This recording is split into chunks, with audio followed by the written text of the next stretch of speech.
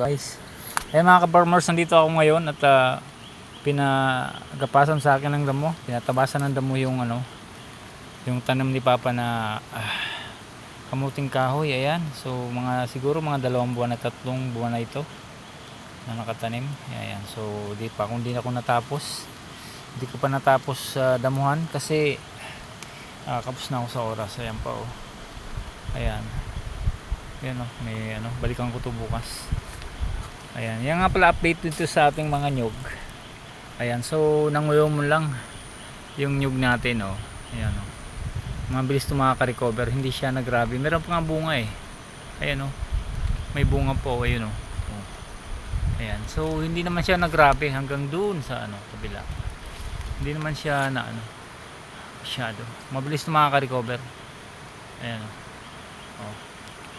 Ayan, meron pa siya mga dahon, ayan oh. Paangat pa yung mga dahon niya. Ayan, so siguro mga 2 years makaka-recover to. Ayan, so maulan pa rin dito. Ayan, kapos ako sa oras ko, kailangan ko na bumaba dahil alas 5 na, padilim na rin. Ayan, so bababa na ako. Okay, so yan lang guys, thank you.